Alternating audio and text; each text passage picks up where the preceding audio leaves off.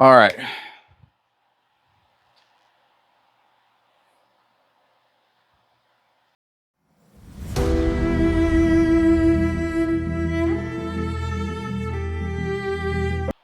What's up, YouTube? I don't really know how to explain what has occurred. Um, the only way that what I know happened is that I have lost a female bearded dragon to being eggbound. And actually, out of all of my years of breeding, I've only ever lost two females while they were gravid. The first female actually, the reason I lost her was because her eggs essentially popped inside of her, and she was then, letting loose the yolk through her hole, her poop chute, I guess you could say. So this female, on the other hand, nothing like that happened. She actually was digging consistently for about a week, and that's normal. That's a normal thing for bearded dragons to do. She dug probably for an entire week. She could not find a place to lay her eggs. Essentially, what happens if they take too long to lay their eggs is the eggs keep getting bigger inside of the female, and eventually they become too big for the female to pass, and she becomes eggbound. This doesn't happen that often, and like I said, this is the first time that's actually happened to me, and I don't know really what the cause of it was, besides the fact that she just took too long to lay her eggs. And I don't want to get too deep into the details, but essentially what happened was I noticed that she was getting lethargic. So she was digging one day, 2 days had passed, she was no longer digging, and I noticed that she started getting lethargic, which could have been just because, she was tired out. So I started putting her in water. She drank water a couple times there, and essentially she never dug again. A couple more days had passed, and I started noticing that her fat pads in her head and her tail was getting skinny, and her spine was more pronounced. And essentially,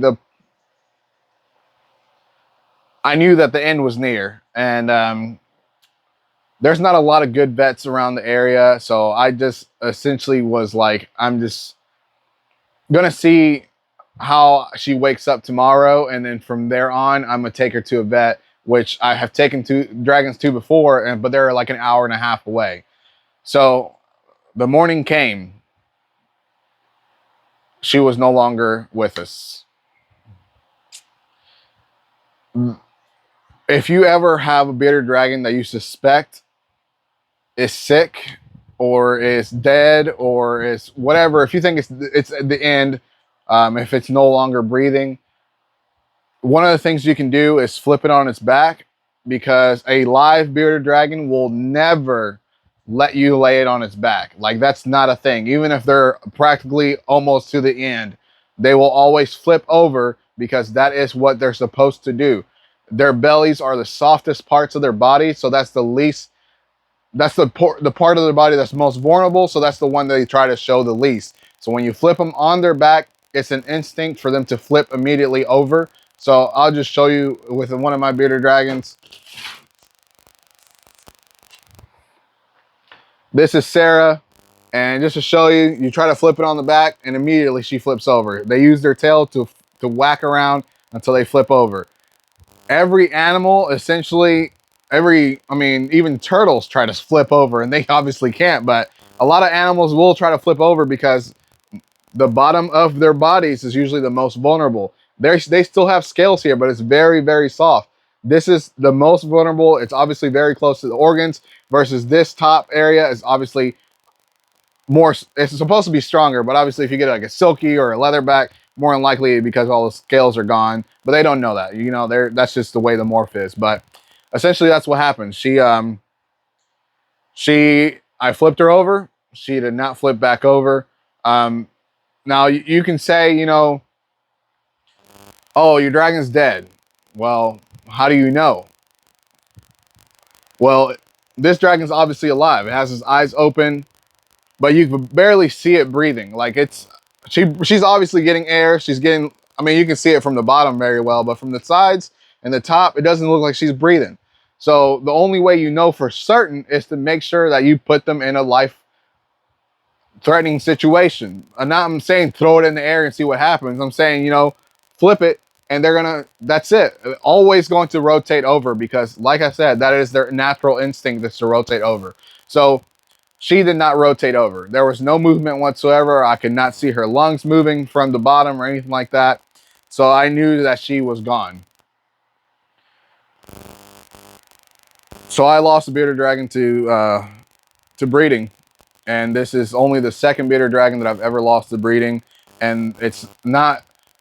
A lot of people say, you know, being eggbound is caused by husbandry, but that's not necessarily the case because, like I said, she was digging. She was digging. She just never laid her eggs. I mean, she dug holes that were probably 10 inches deep and she never laid her eggs. She never found the perfect spot. I don't know if it was the temperature. I don't know if it was the humidity, but the lay bin, obviously you can only do so much as far as temperature, because if you're going 10 inches deeper than what it's supposed, than what most dragons, I mean, this girl dug a hole that was 3 inches deep, said this is good enough. I'm laying right here. She did that. So this girl was just digging, and she went as far as possible, and essentially she passed away because she didn't lay her eggs in time. And this is hard for me to say, but this is it was heartbreaking to lose a bearded dragon, but it was even more heartbreaking to lose a bearded dragon that the pairing that I had done with that bearded dragon was one of the pairings that I was looking most forward to this season because of the pairing that I mean, the animals that were supposed to come out of there were going to be incredible. So she was actually paired to Zeus. Zeus is my Thunderbolt bearded dragon. And Zeus, being a Thunderbolt, everything that he pairs to is going to have some form of genetic stripe. Whether it could be super straight stripe, it could be color stripe, but it's going to be some form of genetic stripe. And when you pair that to another genetic stripe, which meant was a genetic stripe, she was a hypogenetic stripe, possible het translucent. If she had proven het translucent, I would have got Thunderbolts in the clutch. Obviously, I was very much looking forward to this pairing. The pairing obviously led to her demise, which is terrible. The only thing that it hurts more than her passing away and me not able to see how her offspring come out is what I had to do next. I'm not going to show you pictures of that. There's no need for you to see pictures of that. I took pictures of that just to document it for myself. I'm not going to show it to anybody. My wife knows that it happened, but other than that, I'm not going to really show anybody. It's not anything that anybody needs to see.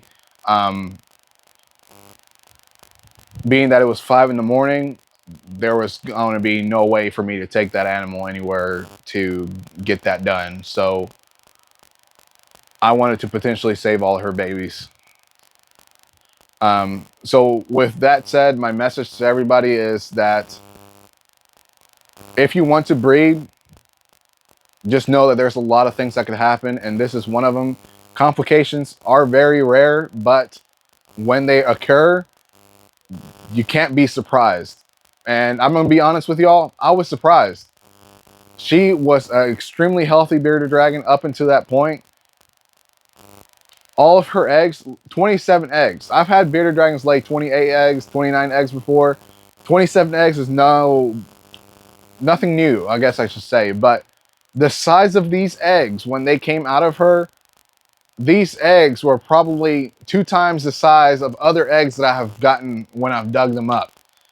Now, I will say that only about 17 or 18 of them were fertile by the time I got to them, or at least were plump, and the other ones were already deflated.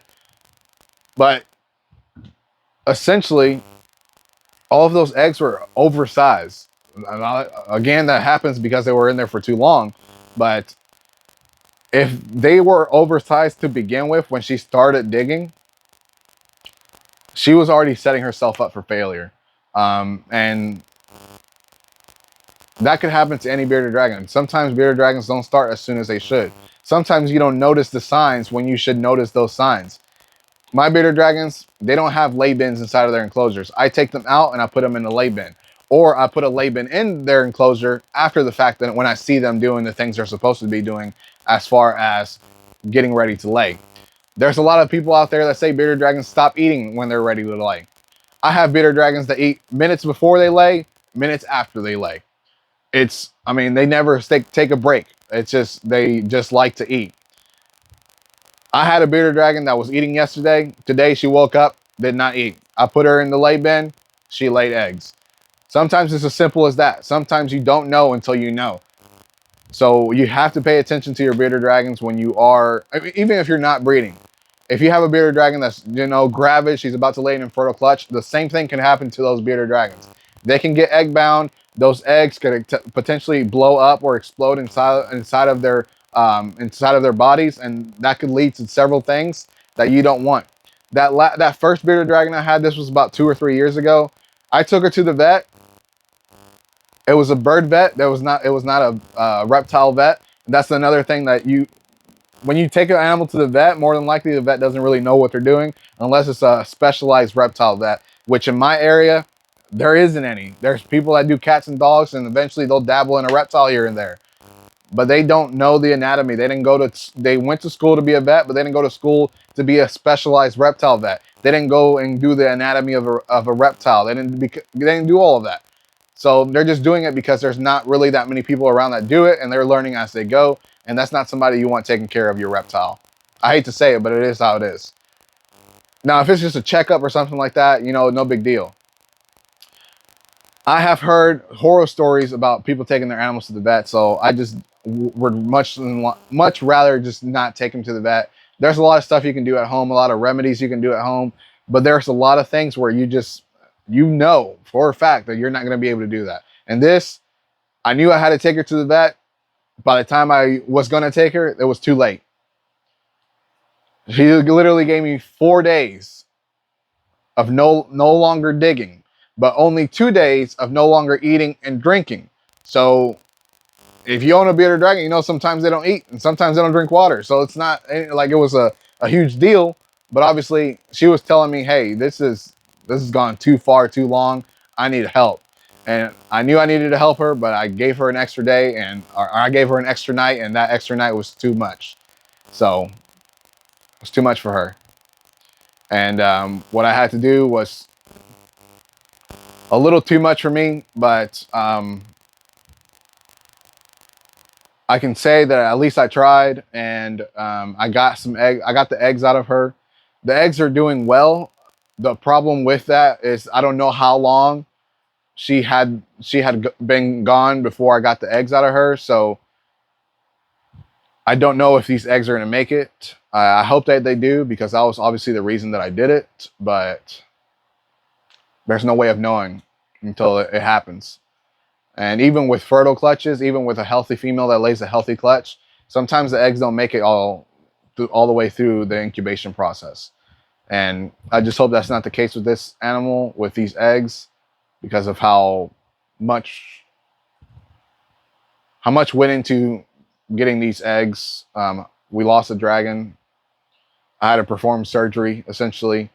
Yeah.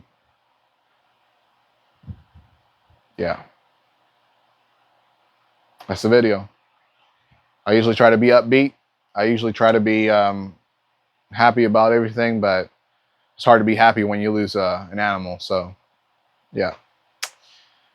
If you made it this far into the video, don't forget to like, share, and subscribe, and hit that notification bell so you don't miss anything that I put out in the future.